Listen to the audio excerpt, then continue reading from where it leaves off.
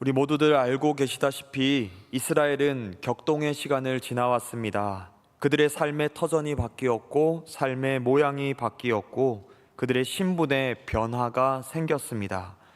애굽에서 노예 생활하던 민족이 애굽을 탈출하여 자유민이 되었고 고된 노동으로 하루하루를 보내던 사람들이 그들의 삶의 터전을 가꾸게 되었습니다.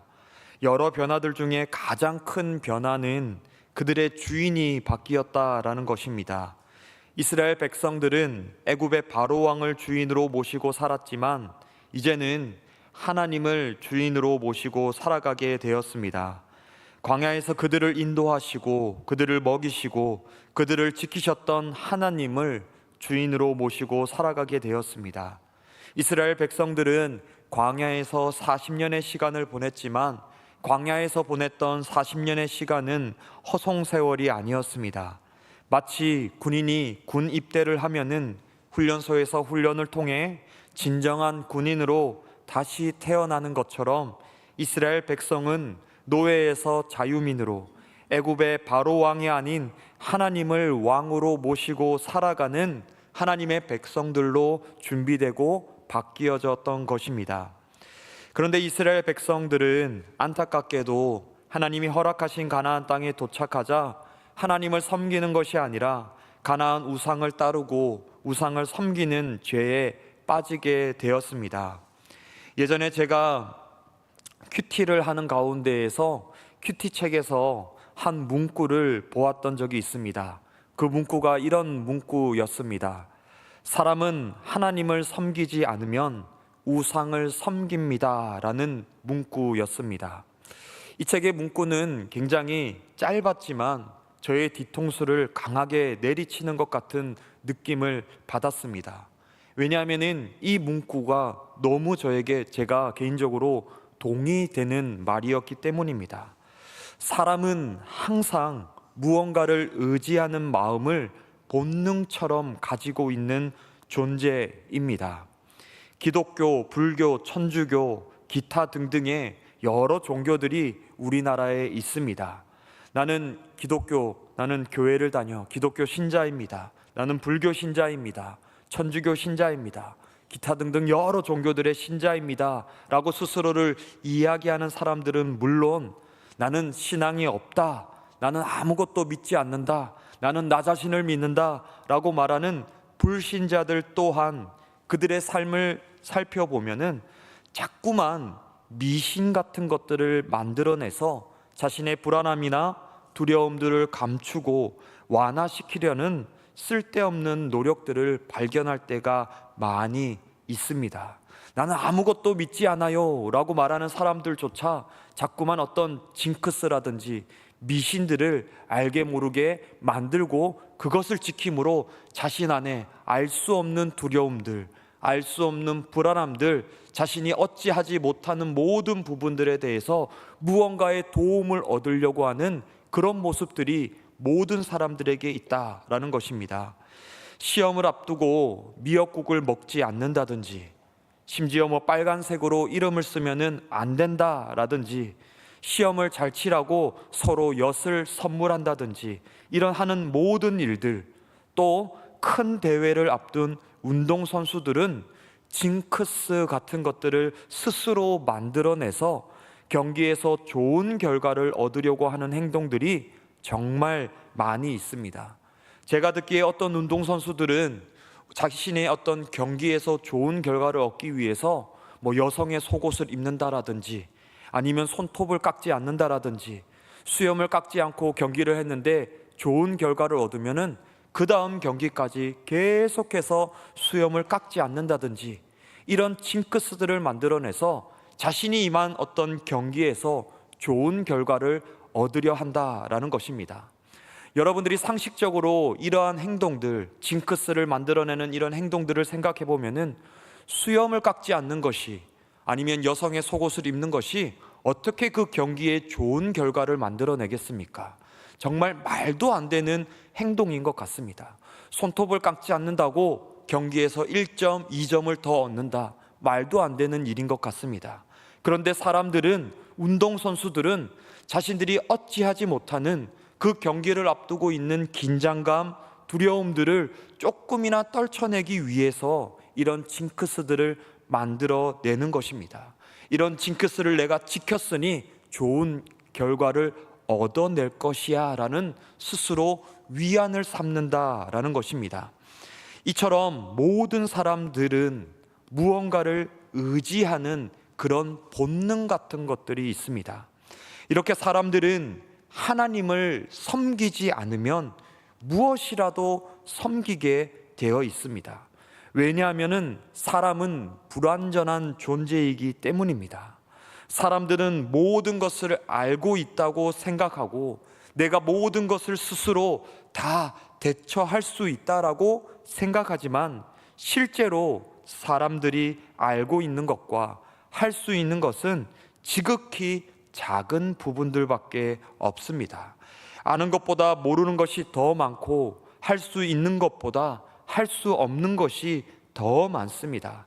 그러니 사람들은 불안하고 두려워할 수밖에 없습니다. 내가 지금 이 일을 해야 되는데, 내 앞에 이렇게 중요한 일이 있는데 내가 할 수 있는 부분들이 생각보다 작다라는 것입니다.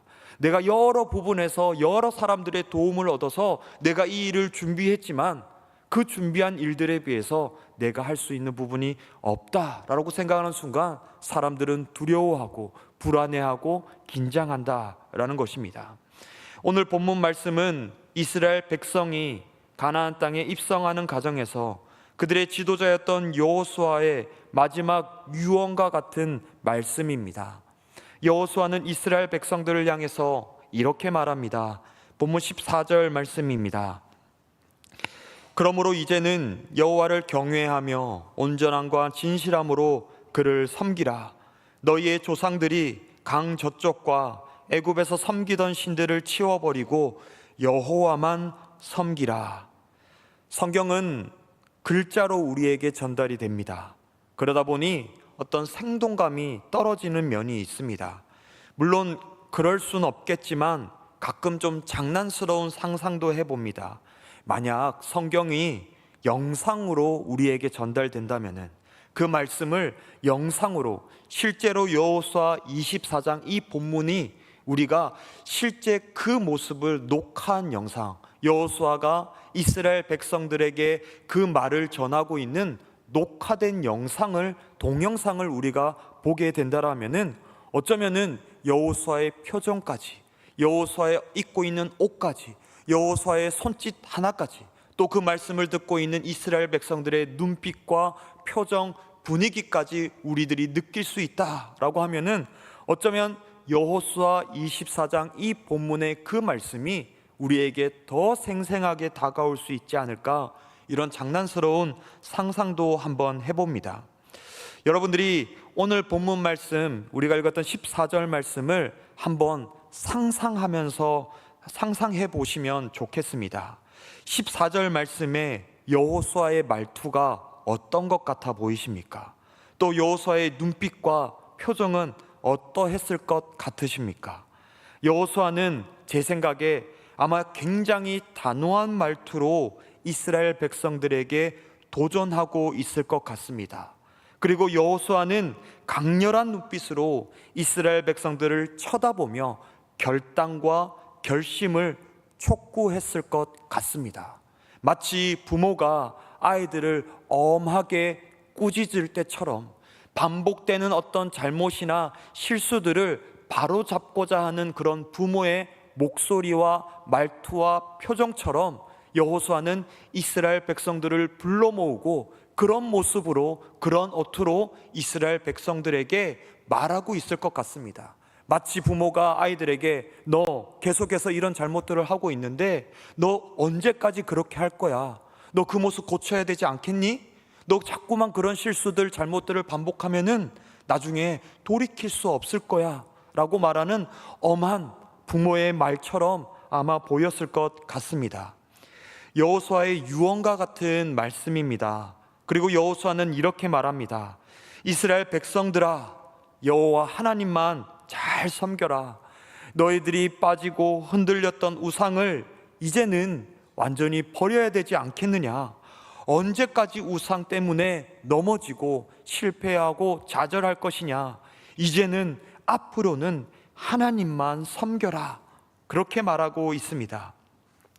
여호수아는 이스라엘 백성들에게 하나님만을 섬기라 라고 도전합니다.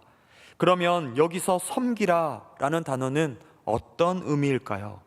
우리가 보통 섬기다 라는 이 단어를 듣고 떠올리는 이미지는 누군가를 우리가 보살피거나 그에게 필요한 것들을 제공하거나 그가 하는 일을 돕는 것을 우리들은 섬기다 라는 단어로 떠올립니다. 하지만 오늘 본문에 섬기다 라고 번역된 이 단어를 원어로 살펴보면은 예배하다 라는 의미로 해석될 수가 있습니다. 또 의지하다 라는 의미로도 해석될 수가 있습니다. 즉 여호수아는 이스라엘 백성들에게 너희는 이제 하나님만 의지해라. 너희는 이제 하나님만 예배하는 사람들이 되어라. 그렇게 도전하고 있는 것입니다. 그리고 이어지는 15절 말씀입니다. 만일 여호와를 섬기는 것이 너희에게 좋지 않게 보이거든 너희 조상들이 강 저쪽에서 섬기던 신들이든지 또는 너희가 거주하던 땅에 있는 아모리 족속의 신들이든지 너희가 섬길 자를 오늘 택하라. 오직 나와 내 집은 여호와를 섬기겠노라 하니. 15절 말씀에 여호수아는 조금 다른 표현을 쓰면서 똑같이 이스라엘 백성들의 결단을 다시 한번 촉구하고 있습니다. 한마디로 이런 말입니다. 하나님을 예배하고 하나님을 의지하는 것이 못마땅한 사람들이 있냐? 혹시 다른 우상 섬기고자 하는 사람들이 혹시 여기 있느냐? 그런 사람들이 있다면 지금 일어나서 떠나라. 너희들 섬기고 싶은 대로 우상 섬기고 다른 것들 섬겨도 좋다. 너희들이 다 떠난다 할지라도 나는 하나님 한 분만 의지하고 나는 하나님 한 분 예배하며 살 것이다 라고 말하고 있는 것입니다. 여호수아의 결단을 촉구하는 말이 끝나자 이스라엘 백성들은 이구동성으로 대답합니다. 본문 16절 말씀입니다. 백성이 대답하여 이르되 우리가 결단코 여호와를 버리고 다른 신들을 섬기기를 하지 아니하오리니. 이스라엘 백성들은 하나님 떠나지 않겠다, 하나님을 의지하겠다, 하나님을 예배하겠다라고 고백합니다. 하나님을 버리고 다른 신들을 섬기는 일이 이제는 없을 것이라고 고백합니다. 그런데 좀 이상한 부분이 있습니다. 이상한 부분은 본문 19절, 20절 말씀입니다. 본문 19절, 20절 말씀을 우리가 내용을 생각하시면서 천천히 한번 다 함께 읽어보도록 하겠습니다. 여호수아가 백성에게 이르되 너희가 여호와를 능히 섬기지 못할 것은 그는 거룩하신 하나님이시요 질투하시는 하나님이시니 너희의 잘못과 죄들을 사하지 아니하실 것임이라. 만일 너희가 여호와를 버리고 이방 신들을 섬기면 너희에게 복을 내리신 후에라도 돌이켜 너희에게 재앙을 내리시고 너희를 멸하시리라 하니. 여호수아가 이스라엘 백성들에게 하나님을 예배하라, 하나님만 의지하라 라고 도전하고 결단과 결심을 촉구했습니다. 그러자 이스라엘 백성들이 네, 저희는 이제 앞으로 다시는 우상 섬기지 않고 이제는 하나님만 예배하겠습니다 라고 대답을 했습니다. 그런데 여호수아가 이스라엘 백성들의 대답을 듣고 아니, 너희들 그렇게 못해. 너희들 분명 지금 하나님만 섬기겠다라고 이야기했지만 너희들은 분명 또 우상 섬길 거야. 너희들 분명히 죄 지을 거야. 너희들의 죄에 하나님이 너희들을 벌하실 거야 라고 말하고 있는 것입니다. 좀 이상합니다. 하나님을 예배해라, 하나님을 의지해라. 혹시 너희들 지금이라도 그런 마음 아닌 사람들이 있으면 다 떠나가도 괜찮다. 나는 나 혼자라도 하나님을 예배할 것이다 라고 결단하고 촉구했던, 네, 하나님만 섬기겠습니다라고 그런 대답을 요구했던 여호수아가 그 대답을 하는 이스라엘 백성들을 향해서, 아니, 너희들 그렇게 못할 거야. 너희들 절대 그렇게 못할 거야. 너희들 또 우상 섬길 거야 라고 이야기하는 것입니다. 약간 놀리는 것 같아 보일 정도로 좀 이상해 보입니다. 실제로 여호수아가 죽고 이스라엘 백성들의 그 뒤의 역사들을 돌이켜보면은 이스라엘 백성들은 수도 없이 하나님을 떠나고 우상에 빠져들었습니다. 하나님이 벌하시면 잠시 뉘우치는 것 같다가도 또 시간이 지나면 우상에 빠지는 악순환의 시간들이 계속해서 반복되고 반복되어 나타남을 우리들은 알 수 있습니다. 그만큼 여호수아가 이스라엘 백성들을 잘 알고 있었던 것입니다. 이스라엘 백성들이 하나님을 섬기겠습니다 라고 말하고 있지만, 연약하고 부족한 이스라엘 백성들은 그들의 삶에 찾아오는 어려움과 두려움들 앞에서 하나님을 떠나 우상에 빠지는 죄를 범하게 될 것이라는 것을 여호수아는 너무나 잘 알고 있었습니다. 왜냐하면 여호수아는 이스라엘 백성들의 연약함과 부족함을 알고 있었기 때문입니다. 그들이 수백 번 결단하고 결심한다 할지라도 그들 스스로 그들의 결심과 결단을 이루어낼 능력과 의지가 이스라엘 백성들에겐 없었음을 여호수아는 알고 있었기 때문입니다. 하나님을 붙들어야 살 수 있는 것도 여호수아는 알았지만, 이스라엘 백성들이 하나님을 붙들고 살 만한 능력이 그들에게 없었음을 여호수아는 잘 알고 있었던 것입니다. 오늘 본문의 상황, 그리고 이스라엘 백성의 모습들이 신약 성경에도 비슷한 장면과 비슷한 모습이 나타나고 있습니다. 그것은 예수님과 베드로의 모습입니다. 베드로는 예수님의 수제자로 불렸던 자였고, 예수님을 그리스도시요 살아계신 하나님의 아들이십니다 라고 고백했던 제자였습니다. 급한 성격 때문에 때로는 실수할 때도 있었지만, 여러 제자들 중에 단연 베드로의 믿음은 특출난 것처럼 보였습니다. 그런데 예수님이 베드로에게 이렇게 말씀하십니다. 베드로야, 너 내가 붙잡히면은 너 나 모른다라고 3번이나 부인할 것이야 라고 말씀하십니다. 예수님의 말씀을 들은 베드로는, 아닙니다 예수님, 절대로 그런 일 없습니다. 다른 사람이 예수님을 부인하면 모를까, 저는 절대로 예수님을 떠나지 않을 것입니다. 제 목숨을 바쳐서라도 예수님을 지킬 것입니다 라고 그렇게 말하고 다짐합니다. 저는 오늘 본문을 보면서 베드로가 예수님을 부인하지 않을 것이라고 다짐했던 그 장면이 떠오릅니다.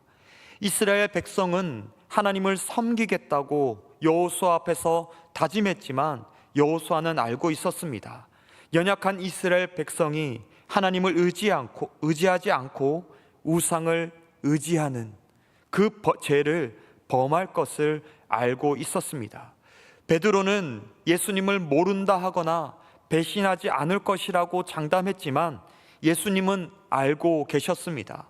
연약한 베드로가 두려움이 찾아오면은 잔뜩 겁을 집어먹고 예수님을 모른다라고 배신할 것이라는 것을 알고 계셨습니다.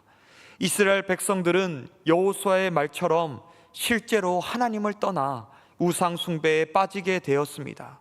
수도 없이 우상 숭배의 죄에 넘어지고 수도 없이 하나님을 배신했습니다. 베드로도 마찬가지였습니다. 베드로가 3번이나 예수님을 모른다 말하고 배신할 것이라고 말씀하셨지만, 목에 핏대를 세우고 절대로 그런 일이 없습니다 라고 장담했던 베드로는 예수님의 말씀처럼 3번이나 예수님을 모른다고 배신했습니다. 이스라엘 백성들도 베드로도 자신들의 결단과 결심대로 살지 못했습니다. 그 이유는 사람이기 때문입니다. 연약하고 부족한 사람이기 때문입니다. 사람은 연약합니다. 부족합니다. 누구나 넘어지고 실수할 수 있습니다. 모든 것을 할 수 있는 것처럼 말하고 모든 것을 아는 것처럼 살아도 사람들은 모르는 것이 더 많고 할 수 없는 일이 더 많습니다. 심지어 자신의 결단과 결심을 지킬 만한 능력도 의지도 우리에게는 없습니다. 그럼에도 불구하고 하나님 없이도 살아갈 수 있다고 말하는 그런 착각 가운데 우리들은 언제나 빠질 수 있다라는 것입니다. 여러분들, 하나님이 여러분들에게 오셔서 너는 나를 예배하는 자가 되겠느냐, 아니면 우상을 예배하는 자가 되겠느냐, 너는 나를 의지하는 삶을 살겠느냐, 아니면 세상의 다른 것을 의지하는 삶을 살겠느냐, 오늘 선택하라. 누구를 섬길지, 누구를 의지할지, 어떤 것을 예배할지 너희는 선택하라 라고 말씀하신다면은 어떤 대답을 여러분들은 하시겠습니까? 우리는 당연히 하나님만 예배하고 하나님만 의지하고 하나님만 따르는 그런 삶을 살겠습니다 라고 대답해야 합니다. 그런데 하나님만 예배하고 하나님만 의지하는 것은 우리의 의지, 우리의 결단으로만 되는 것은 아닙니다. 성령님이 도와주셔야 합니다. 성령님이 없으면, 성령님이 도와주지 않으신다라면은 우리는 아무것도 할 수 없습니다. 베드로가 어느 시기에 진짜 예수님의 제자가 되었을까? 예수님은 처음 만났을 때, 예수님을 처음 주로 고백했을 때, 예수님이 십자가에 달리셨을 때, 예수님이 부활하셨을 때, 저는 아니라고 생각합니다.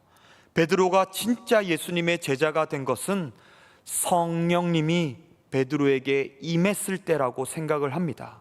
성령님께 붙들린 이후에 베드로는 마치 예수님처럼 죽음을 두려워하지 않고 예수님의 이름과 그 사랑을 전하는 예수님의 제자가 되었습니다. 이처럼 우리도 우리의 삶에서 하나님만 섬기는 자가 되고 하나님은 섬기는 삶을 살기 위해선 반드시 성령님의 도우심이 필요합니다. 우리가 수백 번 하나님만 예배하겠습니다, 하나님만 섬기겠습니다라고 결심해도 성령님의 도우심이 없이 이 결심과 결단대로 우리들은 살아갈 수가 없는 것입니다.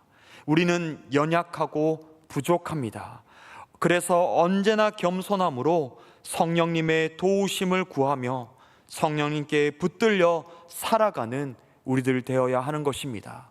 기도의 자리에 나올 때마다 성령님, 오늘도 하나님을 의지하는 우리의 삶이 되게 해달라고, 오늘도 하나님의 뜻을 이루는 하나님의 백성, 하나님의 자녀다운 삶을 살아가게 해달라고 날마다 기도의 자리에 나와 겸손함으로 하나님을 부르고 하나님을 의지하고 하나님의 도우심을 구하는 우리의 삶이 되어야 하는 것입니다. 우리들은 우리의 생각보다 연약한 자입니다. 우리는 우리들이 기대하는 것보다 할 수 있는 것이 없는 자들입니다. 우리 스스로 그 어떠한 것도 이룰 수 없는 자들입니다. 우리 스스로 그 어떠한 하나님을 기쁘게 할 수 있는 능력이 없는 자들입니다. 늘 우리의 부족함을 인정하고 고백함으로 성령님의 도우심을 구하는, 성령님께 붙들려 살아가는 우리 모든 성도 여러분들 되시기를 소망합니다.